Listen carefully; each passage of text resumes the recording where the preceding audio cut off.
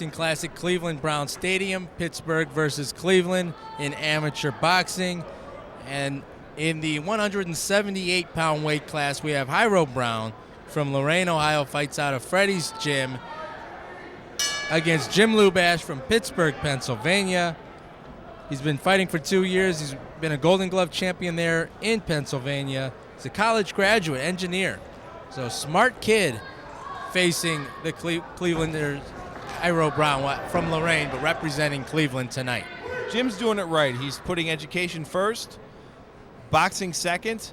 He's got his degree, so no matter what he does in boxing, he's always got a well-respected college degree to fall back on.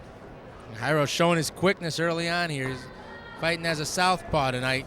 Nice duck and lost his balance there for a little bit, trying to throw that uppercut. Well, what happened was as he ducked out of the way of Lubash's punch, Lubash actually stepped on his foot there, which caused him to lose his balance. If you watch Lubash's footwork, his feet are a little bit ahead of his shoulders.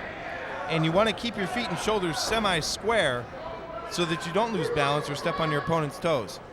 You'll see that quite often when you have a conventional fighter versus a southpaw. Southpaw fighters are a rare breed and very good when they box. Just like in baseball, a left-handed pitcher will make $1 million a year till they're 40 years old if they're good enough.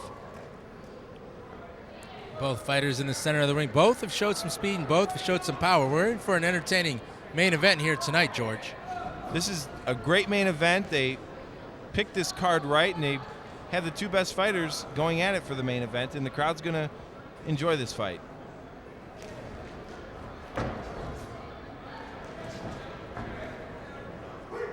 So both fighters opening up, nothing landing substantially from either fighter as we're heading towards the end of the first round. Both fighters tie up on the inside, look for the referee to break them up, which the referee doesn't do. And now we have the bell ending the first round. We're here, George Filippi, my ringside partner. I'm Antonio Castro. First annual Brown and Orange Turnpike Boxing Classic here in Cleveland Brown Stadium. We've seen a lot of fights tonight, George. Overall, what's the experience been like for you in this first annual event? This has been exciting for me.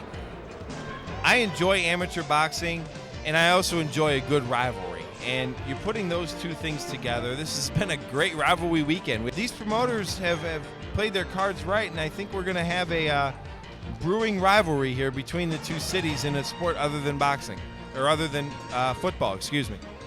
So see how the second round shapes up. Very even first round. Neither fighter really controlled the round. Neither fighter landed a hard shot that affected the other fighter in that first round. And now second round begins. Jairo Brown from Lorain, Ohio, and Jim Lubash from Pittsburgh.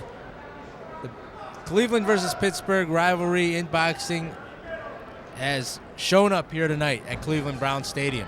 Interesting fact about Jim Lubash. Since he was 3 years old, he's been deaf in both ears.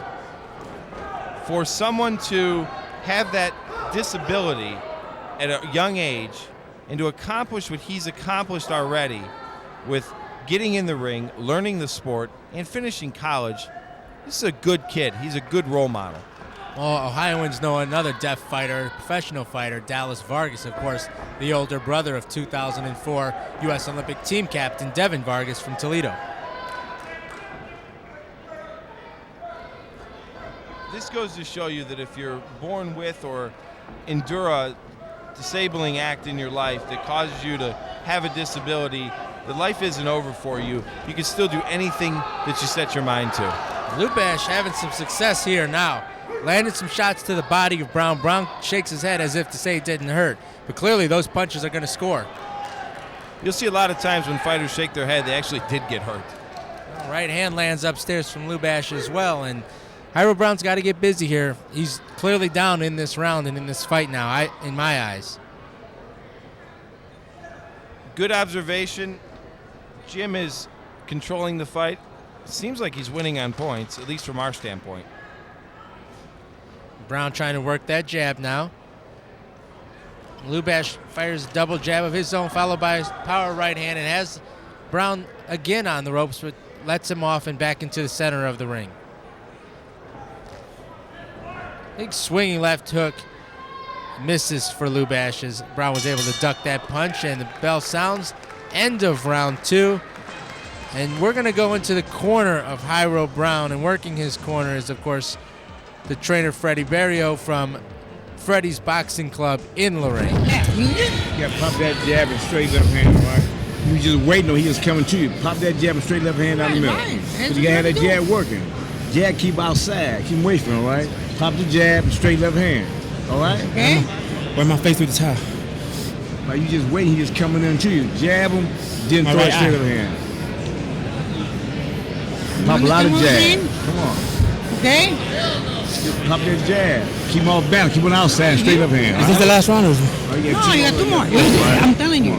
You got to keep this guy out of balance. Keep the jab going straight left hand. Jab, and then Yeah, then come that hook off of him, shoot the right? left hand.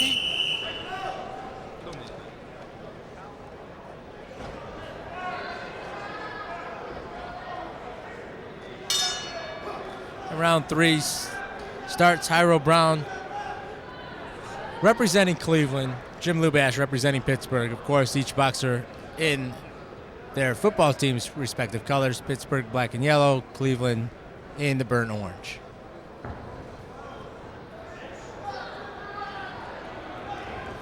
Lubash landing some good shots in the middle of the ring, and he's showing, even though he doesn't have the speed advantage, George, that he's still able to outland Jairo whenever they're both punching at the same time. Lubash is getting the better of the punches, and Pittsburgh as a team started off slow, but they've come on strong in the last few fights, making this a evenly matched tournament, whereas in the beginning it seemed like Cleveland was going to dominate this tournament. Well, both fighters back to the center of the ring. Lubash working his jab, and Lubash had success with that jab, followed by that right hand, as we've seen right there. Didn't land that time, but he has had success with that 3-punch combination throughout the fight tonight.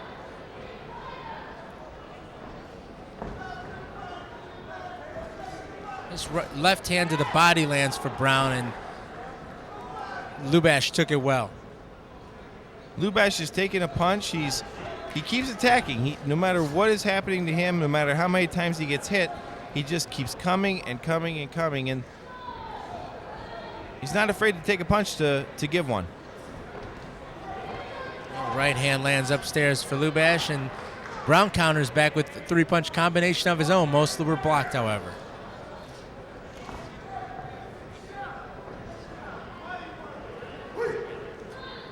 Both men clinch, and now referee breaks them, and Lubash's corner trying to get him to come forward on Brown, and he's had success when he has done that in this fight so far. Bell sounds, ending round 3. This is a 4-round fight. Nobody's confused about this one, George, and pretty close fight going into this final round. What does each fighter have to do to control this 4th round and possibly steal this fight? I think in this, it's a close fight. I think Lubash has a slight advantage on the scorecards right now. That's without seeing him, of course. I think both fighters need to land hard, clean shots, and both fighters need to fight their game plan, the fight plan that they had prior to coming in the ring. Both fighters need to have that plan executed almost seamlessly in this 4th round to win a hands-down decision or potentially a knockout. But like we saw in one of the fights prior, you could be ahead on all the scorecards. It takes one punch to change the course of the fight. Yes, it does. We've seen it earlier tonight when Josh Harris was able to land that big punch as he stopped his opponent Anthony Pettis in the 4th round, the final round of their fight. So here we go, 4th round. Representing Cleveland, Jairo Brown. Representing Pittsburgh, Jim Lubash. Co-main event tonight.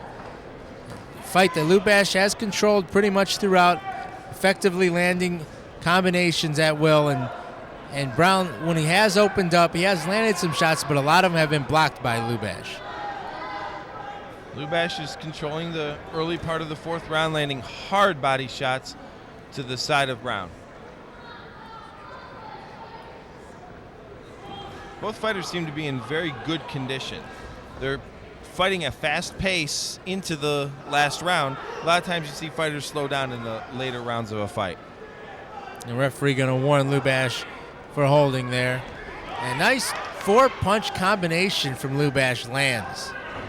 Those types of punches will not only hurt your opponent, but will score good points.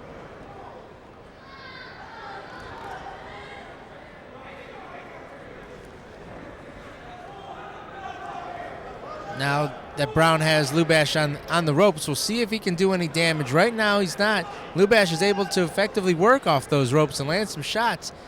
Push Brown back to the center of the ring where he has been in control. And again, opens up 3-4 punch combination, landing at will. Nice right hand upstairs lands for Jim Lubash as well. Jim Lubash is having his way right now with Jairo Brown. He's almost holding him and carrying him around the ring to wherever he wants him to be. Right hook lands flush for Lubash. Brown took it well and opens up with 3 punches of his own upstairs.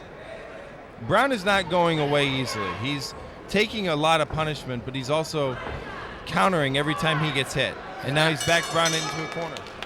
Just as the end of the 4th round and fight, the bell sounds, and just when Brown was seeming like he was opening up a little bit and almost tried to appear to take control of that round, the bell sounds ending the fight. So we'll see. It's up into the judges' score, to the judges' hands to see how they scored the fight, George. And in my eyes, I think Lubash did enough and deserved the victory here tonight. I think it was close, but I agree with you. I think Lubash won the fight. So we'll hear from the judges. We'll see what the judges' scorecards say. We'll have to get a quick break in. We'll be right back here on Sports Time Ohio for the Brown and Orange Turnpike Boxing Classic from Cleveland Brown Stadium right after this. At Quality General Auto, we pride ourselves on offering to the public the finest vehicles offered by today's automotive industry, backed up by unsurpassed services. Quality General Auto looks forward to your visit to our dealership and exceeding your expectations. We specialize in luxury and import vehicles at wholesale prices. A whole world of premium vehicles are waiting for you. Our dealership is conveniently located just east of the intersection of Ridge Road and Brook Park Road in Parma. We're open Monday through Thursday from 10 a.m. to 8 p.m., Friday and Saturday from 10 a.m. to 6 p.m., and Sunday by appointment. Simply just give us a call.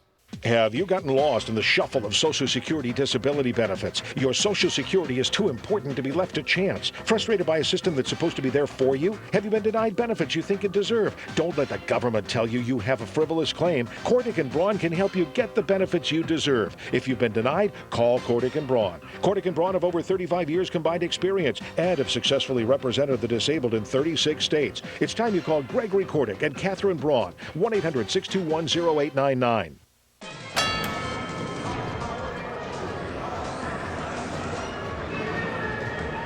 Let's take it up to our ring announcer, Bob Dobies, for the official decision.